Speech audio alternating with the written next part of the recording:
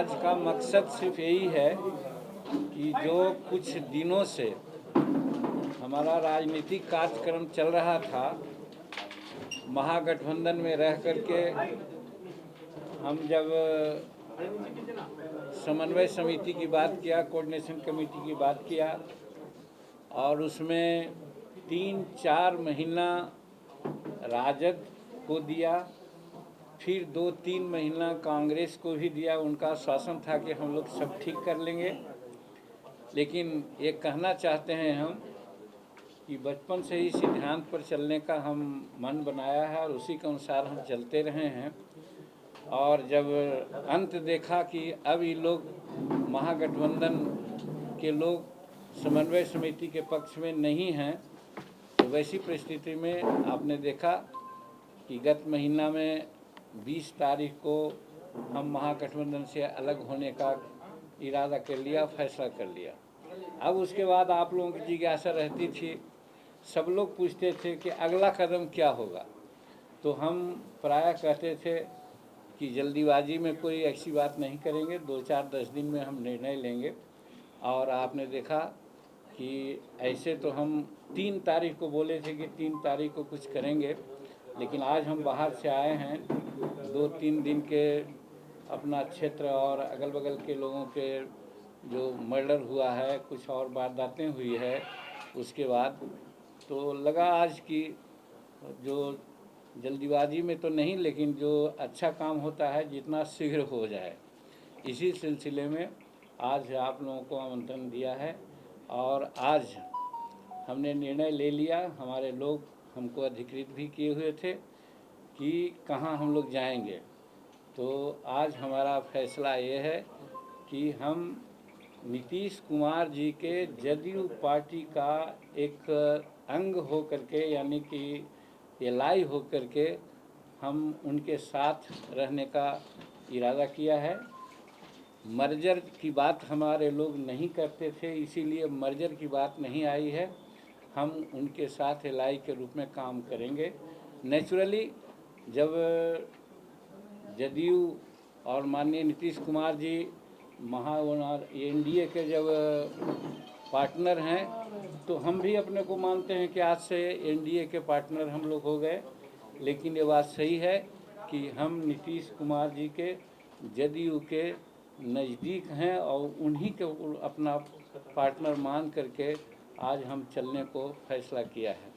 अब इसमें कुछ प्रश्न आता है, आप लोग प्रश्न कीजिएगा, स्वाभाविक कि क्या है सर, कितने सीट पर लड़ेंगे।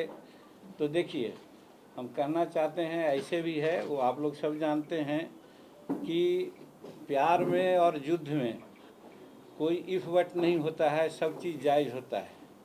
हमारा कहना है कि जब हम युद्ध में जा रहे हैं और एक दूसरे के साथ दिल में दिल मिलाने की बात किया है, तो यहाँ पर कोई प्रश्न नहीं उठता है और लाभ हानि की बात नहीं सोची जाती है।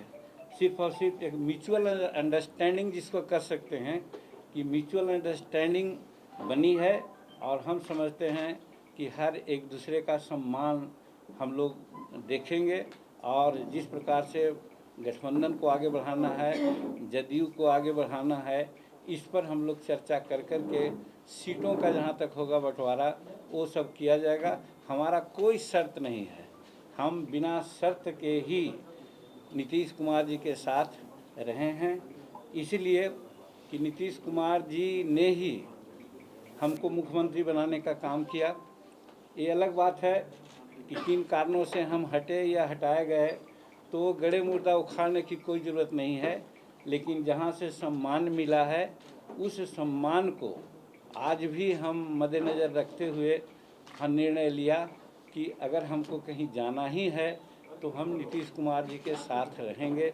और इसीलिए मर्जर न करके, उनमें पार्टी में विलय नहीं करके, एक अलग पार्टनर के रूप में नीतीश कुमार जी के साथ रहने का हमने फैसला लिया है और बिना शर्त के फैसला है। यही आज आप लोगों से हम कहना चाहते हैं और इसी के लिए आप लोगों को कष्ट दिया था। सीट का कोई भी प्रश्न आप कीजिएगा, हम सीट के बारे में कुछ नहीं बोलेंगे, इसलिए कि हमारा कोई बात ही नहीं है सीट का। कि क्या करेंगे क्या न होगा, वो आपस में बैठ करके हम लोग इसको तय कर लेंगे और यथासंभव ही वो तय हो जाएगा, वो आपके सामने आ जाएगा। और हमारे जितने भी कार्यकर्ता हैं सब लोग इसके लिए हमको अधिकृत किया, वो आज भी है। हमारे कार्यकर्ता सभी अनुशासित हैं और जो भी निर्णय होगा उसको मान्य करके जिस गठबंधन के साथ हम लोग आज फैसला ले रहे हैं नीतीश कुमार जी के साथ और एनडीए के साथ, उसको जिताने के लिए हमारे सभी कार्यकर्ता समस्त बिहार में प्राणपण से लगेंगे और राज्य हित में बिहार में एनडीए की सरकार बने, इसके लिए हम लोग एड़ी चोटी का पसीना एक करेंगे। यही कहने के लिए आज हम आप लोगों को बुलाए हैं।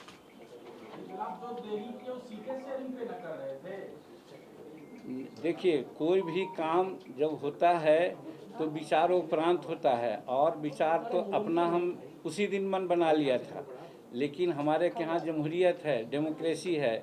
हम कार्यकर्ताओं का मन को टटोला, नेताओं का मन को टटोला, टटोलते टटोलते आज निष्कर्ष पर हम लोग आए हैं कि हमारे यहाँ 99% कार्यकर्ता हैं जिसको फैसला आज लिया उसके पक्ष में है। इसमें विलम्ब हुआ, ये नहीं कि कोई मोल तोल हो रहा था, तो बात नहीं है। सर, बिहार की राजनीति में जहर का जिक्र बार-बार है, क्या आपने भी जहर पिया है?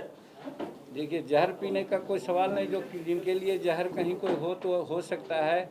हम सदा अमृत पिया है और इस साथ में मैंने जदयू के साथ रह करके और एनडीए के साथ चलने के लिए उस समझिए कि हम लोग का अमृत का घूंट होगा वो।